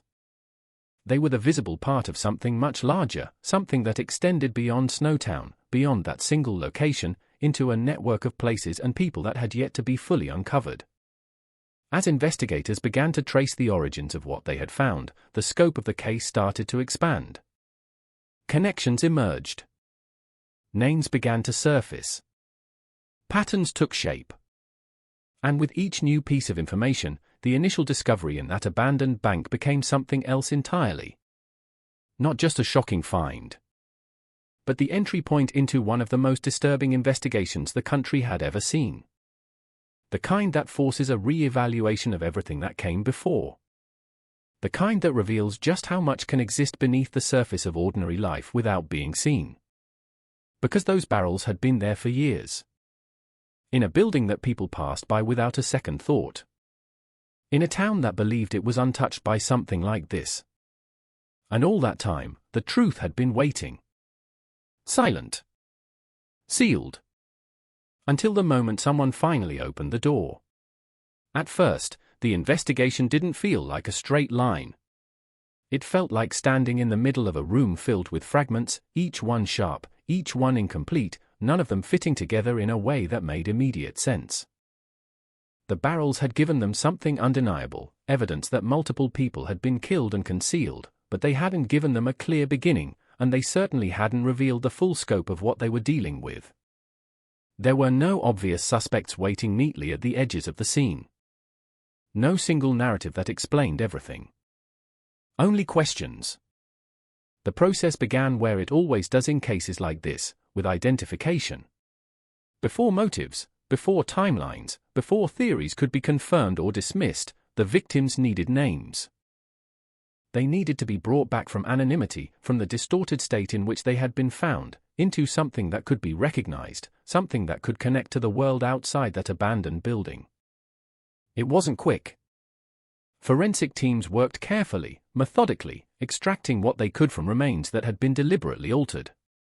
Every fragment mattered. Every detail was a potential link to a missing person, to a report filed years earlier, to a family that had stopped asking questions because they had run out of answers. And as those identifications began to take shape, something else emerged alongside them. A pattern. Not a perfect one, not immediately clear, but enough to suggest that this was not random. The victims shared certain characteristics. Connections that weren't obvious at first glance but became more apparent as the investigation widened. They lived in similar areas. They moved within overlapping social circles. Some had been reported missing. Others hadn't. That last detail mattered more than anything, because it revealed just how much had gone unnoticed. Investigators began retracing the victims' last known movements, stepping back through time, reconstructing their final days, their final interactions. Where had they been seen? Who had they been with? What had they said, if anything, about their plans? In some cases, there were faint trails to follow. A conversation remembered by a neighbor. A sighting at a local shop. A mention of someone they had recently spent time with. But those trails often ended abruptly, fading into silence without clear resolution. In other cases, there was almost nothing. No reports. No urgent calls. No immediate concern. Just absence. That absence created one of the first major obstacles in the investigation. Without a clear timeline for each victim, without a consistent record of when they had disappeared, it became difficult to establish a sequence of events. The crimes could have occurred in a tight cluster of time, or they could have been spread out over years. The truth, as it would later become clear, was far more unsettling. But at this stage, the investigation was still feeling its way forward, navigating uncertainty, testing possibilities, eliminating what didn't fit. Attention began to shift toward the victims' social networks. Who did they know? Who did they trust? Who had access to them in ways that wouldn't raise suspicion? This is where the first real threads began to connect. Names started to repeat. Not in a way that immediately pointed to guilt, but in a way that stood out against the randomness of everything else. Certain individuals appeared in multiple accounts, linked to different victims through separate circumstances. At first, it could have been coincidence. In small communities and tightly connected environments, overlap is common. But the repetition was too consistent to ignore. Investigators began to look more closely at those connections, pulling on them carefully, seeing where they led. Background checks were conducted. Interviews were arranged. Conversations that might have seemed routine on the surface carried a different weight now, each answer examined for inconsistencies, each hesitation noted. Some people cooperated fully. They answered questions, provided information, shared what they knew without resistance. But even in those interactions, there were moments that didn't quite align. Small contradictions. Details that shifted slightly when revisited. Nothing definitive, but enough to create a sense that not everything was being said. Others were more guarded.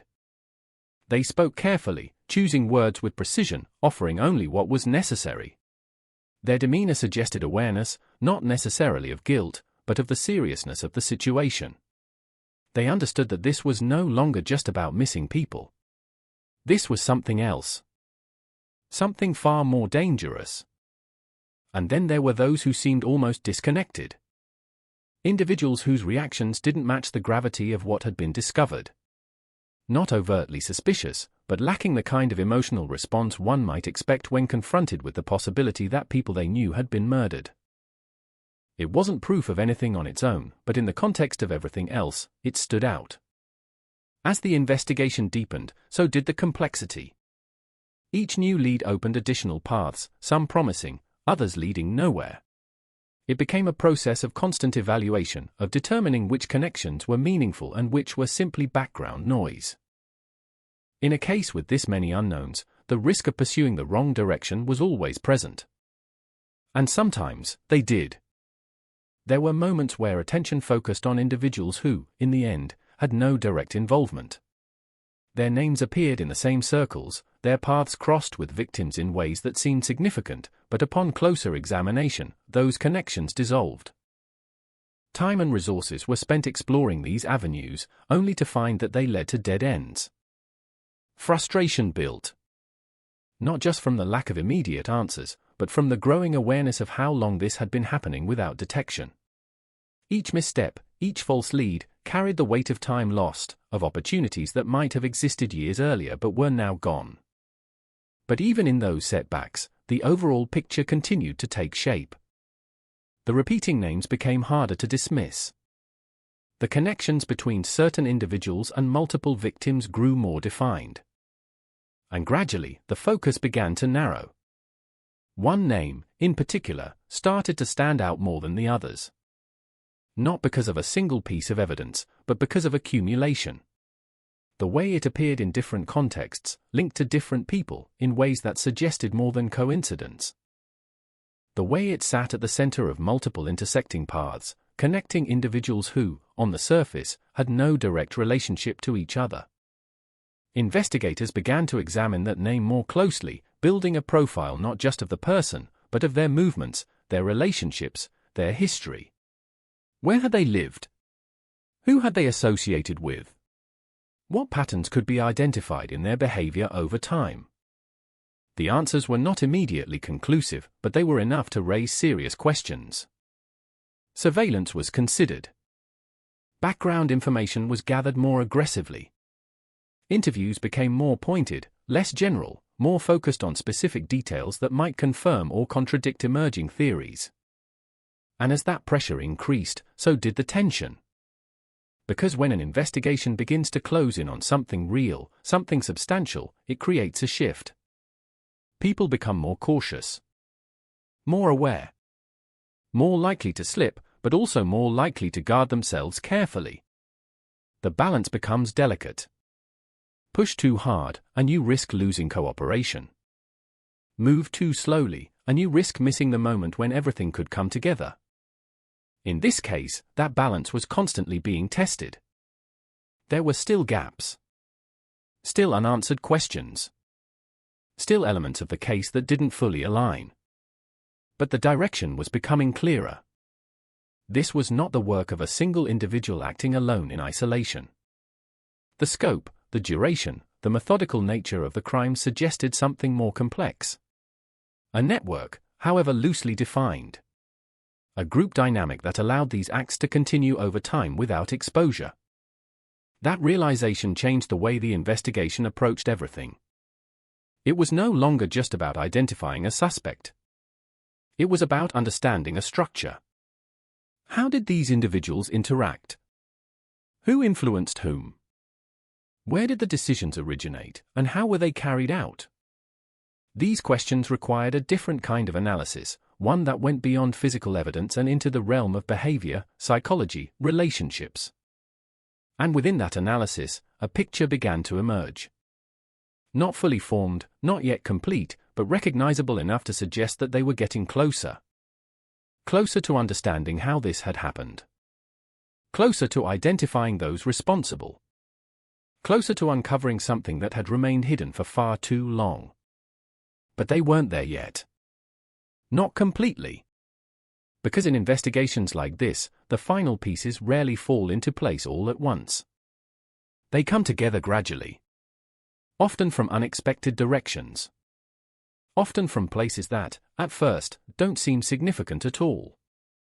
And in this case, the breakthrough would come not from the barrels, not from the initial discovery, but from something else entirely.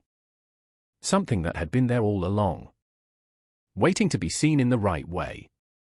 Waiting for the moment when everything else had aligned just enough for it to finally make sense. Breakthroughs in cases like this rarely arrive as a single, dramatic revelation. They don't crash into the room and rearrange everything at once. Instead, they begin as a shift, small, almost unnoticeable at first, when scattered fragments start to align just enough for a different picture to emerge. It's not clarity, not yet. But it's direction. And once direction appears, everything changes. By the time investigators reached that point, they had already spent countless hours navigating uncertainty. Names had been mapped, connections traced, timelines reconstructed as best as possible from incomplete information. They had a growing sense of the structure behind the crimes, a recognition that this was not random, not isolated. But they still needed something solid. Something that could anchor everything else. That something came from a person who had been on the edges of the investigation for some time. At first, he had not stood out in a way that demanded immediate focus. He was part of the broader network, connected through the same overlapping circles that linked many of the victims and other individuals under scrutiny. His name had appeared more than once, but so had others. In a case filled with repetition, that alone was not enough. But as the investigation narrowed, as attention began to concentrate on specific relationships, his position shifted. He was no longer just one name among many. He became a point of interest. Not because of a single inconsistency, but because of a pattern in his behavior, in the way he responded to questions, in the subtle tension that surfaced when certain topics were raised.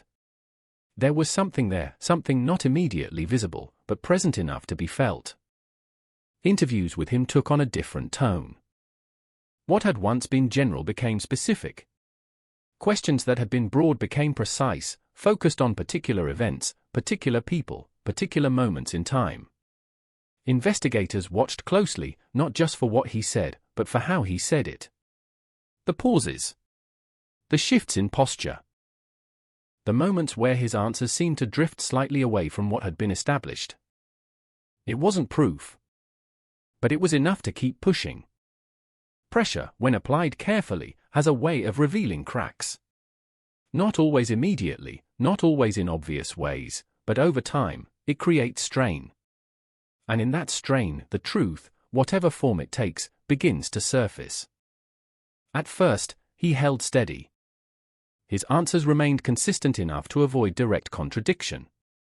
He deflected when necessary, redirected when possible, maintained a version of events that did not fully align with the emerging picture but didn't outright collapse under scrutiny either.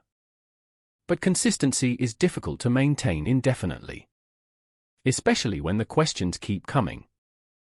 Especially when new information is introduced, when timelines are adjusted, when other statements are brought into the conversation in ways that challenge what has already been said. The shifts were small at first. A detail that changed slightly. A memory that became less certain. A moment of hesitation where there hadn't been one before. Each of these on its own could be explained away. People misremember things. They get details wrong. They become nervous under pressure. None of that is unusual. But together, they formed something else. A pattern of instability. And that pattern became the focus. Investigators began to press harder, not aggressively, not in a way that would cause immediate withdrawal, but strategically.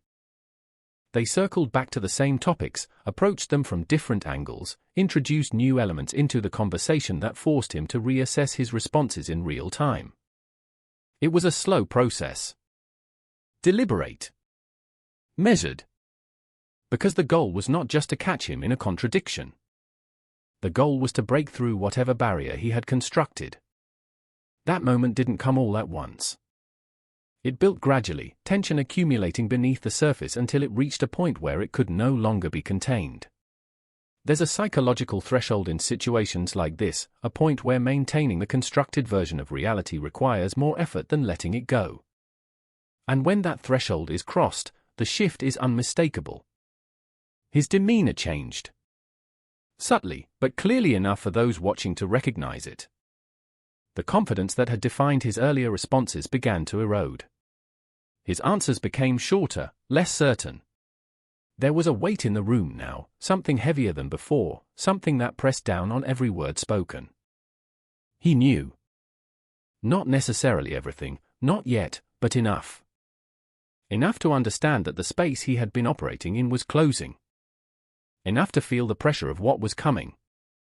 The first admission was not a full confession. It rarely is. Instead, it came as a fragment. A small piece of truth, offered cautiously, as though testing the reaction it would receive. It was incomplete, carefully framed, designed to reveal just enough without exposing everything. But even that was significant. Because once a single piece is acknowledged, the barrier begins to weaken. From there, it becomes a process of expansion. Investigators took that fragment and worked outward from it, asking questions that built on what had been said, guiding the conversation toward areas that had previously been avoided. Each answer led to another question, each admission created an opening for the next. And slowly, the story began to unfold. Not in a clean, linear narrative, but in layers. Details emerged about specific events, about locations, about individuals who had been present. Names that had already surfaced in the investigation were now placed in clearer contexts, their roles becoming more defined. The scope of what had happened started to take on a sharper shape. What had once been a series of disconnected assumptions was now being supported by direct statements, by first-hand accounts that confirmed the worst suspicions. This was not just a collection of isolated acts. It was a coordinated pattern. A sequence of events carried out over time, involving multiple people, each playing a role that contributed to the whole. And at the center of it, the figure who had guided everything from the beginning.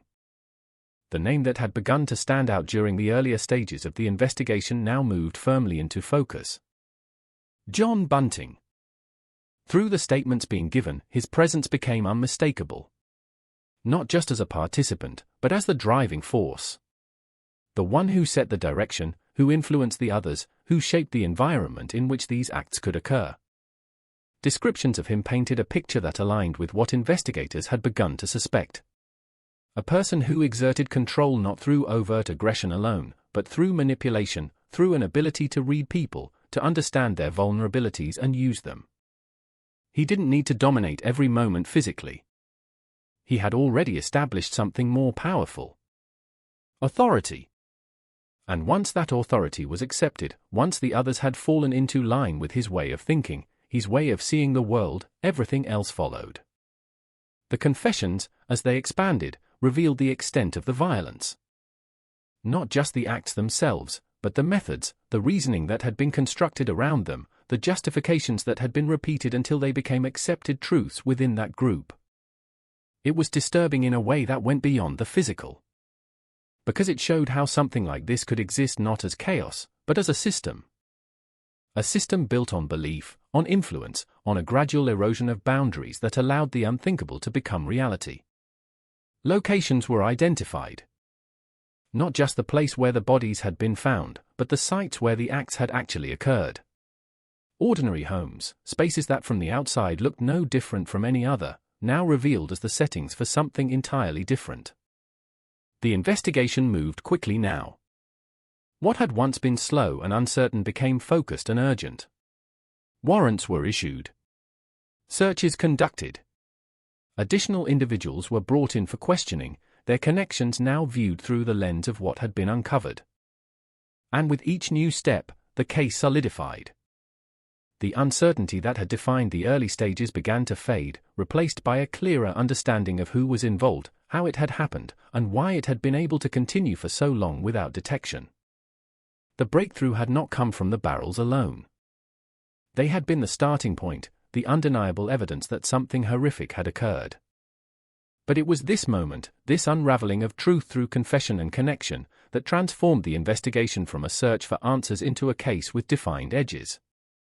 A case that could be brought forward. A case that could be presented in a way that left no doubt about what had happened. And as the final pieces fell into place, as the full extent of the crimes became visible, one thing was clear. This was not just about uncovering the past.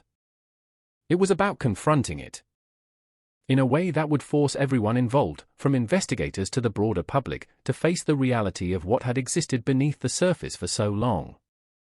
Because now, there was no more ambiguity. No more unknowns to hide behind. Only the truth. And the consequences that would follow. By the time the case reached the courtroom, the story was no longer hidden in fragments. It had been reconstructed piece by piece, drawn out from silence and denial into something that could be presented, examined, and judged. But clarity did not make it easier to face. If anything, it made it heavier. Because now, every detail had a place. Every act had context. Every victim had a voice, even if that voice came through the retelling of what had been done to them. The courtroom itself felt smaller than expected. Not physically, but emotionally. There's a particular weight that settles into a room when everyone present understands that what is being discussed goes far beyond ordinary crime. It presses into the space between people, into the pauses between words, into the way eyes shift and settle, trying to focus on something steady in a situation that offers none. Families sat together, some rigid with anticipation, others already carrying the exhaustion of years spent waiting for answers. For many of them, this was the first time the full scope of what had happened would be laid out in front of them, not as speculation, not as rumor, but as fact. There's no real way to prepare for that. No amount of time softens the impact of hearing, in precise detail, how someone you loved spent their final moments. The mind resists it, tries to create distance, to filter what is being said into something less immediate, less real. But the courtroom does not allow for that distance. It demands attention. It demands acknowledgement. And once the process begins, it doesn't stop. The prosecution built its case methodically. There was no need for dramatics, no need for exaggeration. The facts themselves carried more than enough weight. They were presented in sequence, carefully structured to guide the court through the progression of events, from the earliest known incidents to the final discoveries that had brought everything into the light. Witnesses were called. Some spoke with certainty, their voices steady despite the subject matter. Others struggled, their words catching, their composure slipping as they were asked to recall moments they would have preferred to forget. Each testimony added another layer, another perspective, another piece of the overall picture. The confessions played a central role. Not in isolation, but as part of a broader framework of evidence that supported and reinforced what had been uncovered during the investigation. They provided insight into the internal dynamics of the group, into the relationships between those involved, into the influence that had shaped their actions. And at the center of it all, the figure who had orchestrated so much of what had occurred. John Bunting sat in the courtroom, not as an abstract concept, not as a name in a report, but as a person. There is always a moment, in cases like this, where the reality of that becomes unavoidable. The distance created by headlines and summaries collapses, and what remains is the undeniable presence of the individual responsible. He did not need to speak for his influence to be felt. It was there in the testimony, in the way others described him, in the patterns that emerged when his actions were placed alongside those of his co-accused. His role was not incidental. It was foundational. The structure of the crimes, the consistency in method, the shared ideology that had been cultivated over time, all of it pointed back to him. Robert Wagner and James Vlasikis were also there, their presence a reminder that this had never been the work of a single person acting alone. Their involvement was laid out in detail, their actions examined, their choices brought into focus in a way that left little room for ambiguity. The defense faced an impossible task. Not because the process was unfair, not because the system was stacked against them, but because the weight of the evidence was overwhelming. There were attempts to contextualize, to explain, to introduce doubt where possible. Questions were raised about influence, about coercion, about the extent to which each individual had acted independently versus under the direction of another. These arguments mattered. They shaped how responsibility would ultimately be assigned, how each person's role would be understood within the larger framework of the crimes. But they did not erase what had been done. They could not. Because the facts remained. The victims remained. And the cumulative effect of everything presented in that courtroom was undeniable. Day after day, the proceedings continued. Details that had once been hidden were now spoken aloud, recorded, entered into a public record that would ensure they could never be buried again. The process was exhaustive, not just in its scope, but in its emotional toll. There were moments where the weight of it all seemed almost too much for the room to hold, where the silence that followed certain testimonies carried more meaning than the words themselves. For the families, it was a different kind of endurance. They sat through it, absorbing information that no one should ever have to hear about someone they loved. They watched the individuals responsible, observed their reactions, searched for something, anything, that might offer a sense of understanding, or at least acknowledgement. But understanding, in cases like this, is elusive. There is no explanation that makes it acceptable. No reasoning that makes it make sense. There is only the process of laying it all out, of confronting the reality of what happened, and of moving, step by step, toward a conclusion that can be recognized as justice, even if it can never truly feel like enough. When the time came for the verdict, the tension in the courtroom shifted. It wasn't anticipation in the traditional sense. There was no uncertainty about the direction things were heading. The evidence had made that clear long before this moment. But there was still a weight to it, a recognition that this was the point where everything would be formalized, where the findings of the court would be stated clearly, definitively. John Bunting was found guilty. The sentence that followed reflected the severity of what he had done. Life imprisonment, with no possibility of release. It was the strongest statement the system could make, a recognition that the crimes he had committed placed him beyond the reach of rehabilitation, beyond the possibility of reintegration into society. Robert Wagner received the same. A life sentence, a reflection of his role in the acts that had taken place, his participation in something that had caused irreversible harm. James Vlasikis, younger, his involvement shaped by different factors, received a lengthy sentence, one that acknowledged both his actions and the context in which they had occurred. There was the possibility, however distant, of eventual release. These distinctions mattered within the framework of the law. They reflected degrees of responsibility, of influence, of agency. But for the families, for those who had lost someone, the differences could only go so far. Because no sentence, no matter how severe, restores what was taken. No verdict brings back the voices that were silenced. Justice, in this context, is not about restoration. It is about recognition. It is about ensuring that what happened is acknowledged fully, that those responsible are held accountable, that the truth is not allowed to fade or be rewritten. As the proceedings came to an end, the courtroom began to empty. People stood, gathered their things, moved slowly toward the exits. Conversations were quiet, subdued, shaped by the shared understanding that something significant had just concluded, even if its impact would continue far beyond those walls. For some, there was a sense of closure, however incomplete. For others, there was only the beginning of a different kind of process, one that would unfold privately, away from the structure of the court, in the quiet spaces where grief and memory exist without interruption. The case, now formally concluded, would remain in the public consciousness. Not just because of its scale, not just because of its brutality, but because of what it revealed about the capacity for harm within environments that appear ordinary on the surface. It forced a reckoning. Not just with the individuals who had committed the crimes, but with the conditions that had allowed them to do so for so long without detection.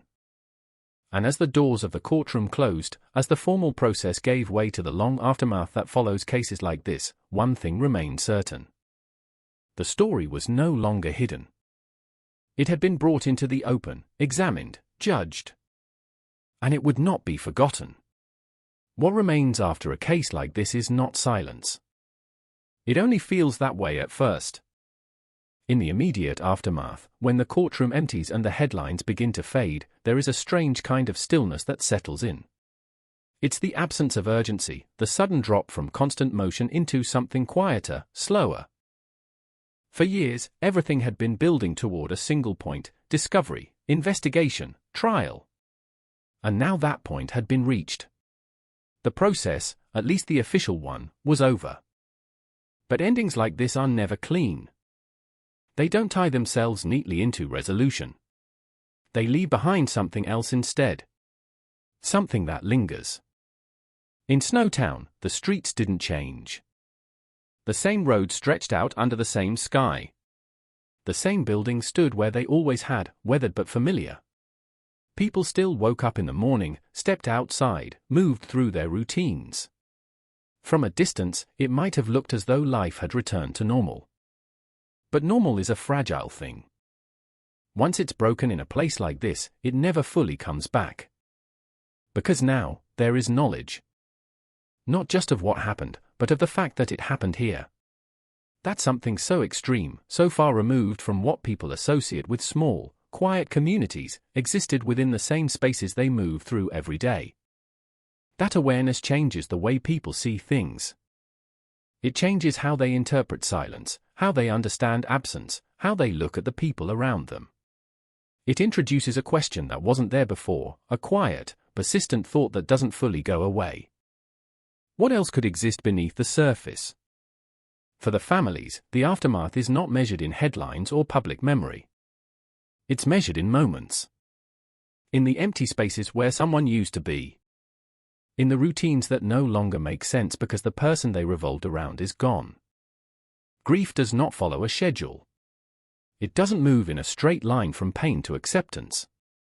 It shifts, it returns, it settles in ways that are unpredictable and deeply personal. There are days where it feels manageable, where the weight is present but not overwhelming. And then there are moments where it surfaces unexpectedly, triggered by something small, a memory, a place, a passing thought, and suddenly, it's as sharp as it was at the beginning.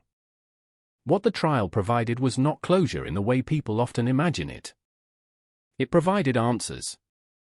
And sometimes, answers are heavier than questions. Because questions leave room for possibility, for imagined outcomes that, however unlikely, can soften the edges of uncertainty. Answers remove that space. They define what happened in a way that cannot be undone. For some, that definition brings a sense of finality.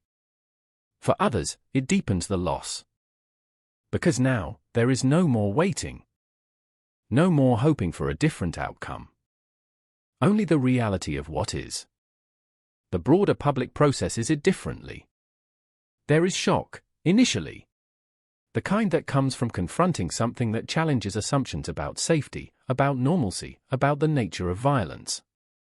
Cases like this force people to reconsider what they believe about the world, about where danger exists and how it presents itself. But over time, that shock fades. Not completely, but enough to allow daily life to resume without constant interruption. New stories emerge, new events take focus, and the intensity of attention shifts elsewhere. The case becomes part of a larger narrative, something remembered, referenced, but not always actively considered. That's the nature of collective memory. It preserves, but it also moves on. And yet, certain elements remain. The details that are too striking to forget. The images that linger, even when people would prefer they didn't. The understanding that what happened was not just an isolated incident, but something that revealed deeper truths about human behavior, about influence, about the ways in which environments can shape actions in ways that are not immediately visible. One of the most unsettling aspects of this case is not just the violence itself, but how it was sustained. It didn't rely on secrecy alone. It relied on perception. On the ability to exist within ordinary spaces without drawing attention. On the way people interpret what they see, what they choose to question, and what they dismiss as unimportant. There were moments, looking back, where something might have seemed off. A comment that didn't sit right. A behavior that felt unusual. An absence that lasted longer than expected. But none of those moments, on their own, were enough to trigger intervention. They were small, isolated, easy to explain away within the context of everyday life. That's where cases like this exist. In the gaps between what is seen and what is understood. In the spaces where intuition is overridden by familiarity, where discomfort is set aside because there is no clear reason to act on it. It raises difficult questions. Not about blame, not in a way that places responsibility on those who had no knowledge of what was happening, but about awareness. About how communities recognize and respond to subtle warning signs. About how systems identify patterns that might not be obvious at first glance. There are no simple answers to those questions. Because the reality is complex. People are not always what they appear to be. Environments are not always as safe as they seem. And the line between normal and abnormal is not always clearly defined. What can be taken from this, what remains after everything else has settled, is an understanding of how important it is to pay attention to the small things. Not in a way that creates fear or suspicion of everyone and everything, but in a way that acknowledges that patterns matter. That repeated absences matter. That consistent discomfort, even if it's difficult to articulate, matters. It's also a reminder of the power of influence. Of how one individual, through a combination of charisma, manipulation, and control, can shape the behavior of others in ways that escalate over time. It challenges the assumption that people who commit acts like this are always isolated, always acting alone, always clearly identifiable from the outside. Sometimes, they are not. Sometimes, they are embedded within social structures, within relationships, within communities that do not immediately recognize what is happening. That's what makes prevention difficult. But not impossible. Because awareness, even in its most basic form, creates the potential for interruption. The potential for questions to be asked. The potential for patterns to be noticed before they fully develop into something irreversible.